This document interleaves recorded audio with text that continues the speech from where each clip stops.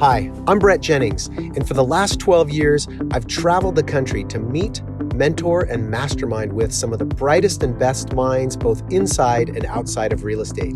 I've taken those ideas, brought them back to our team of experts, and sold hundreds of homes per year all across Silicon Valley, and this is how we do it.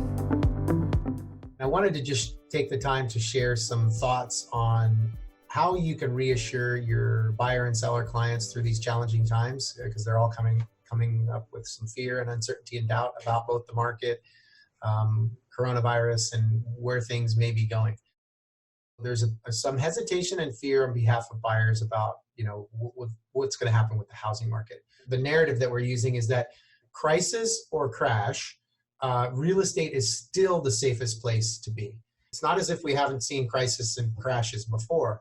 Starting with our .com crash, we can look at this 40-year chart on real estate, and we can see that the NASDAQ went down, as you can see, 73% after 9/11, but Bay Area real estate only dropped just 10%. That was not a recession. It was just a major stock market correction based on the events of 9/11 and the aftermath.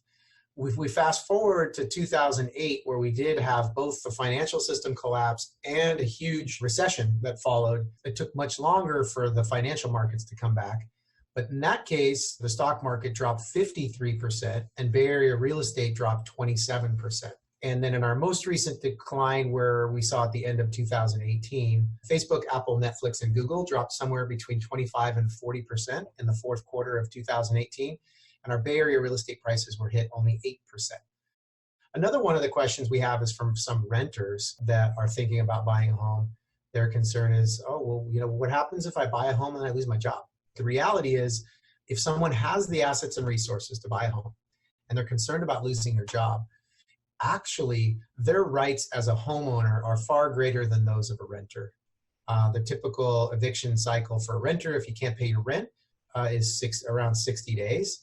Whereas if you're a homeowner and you can't pay your mortgage, the foreclosure process takes 6 months in California. In this situation where they have fear, uncertainty, and doubt, we got to come forward with clarity, confidence, and conviction, and be that reassuring voice in these challenging times.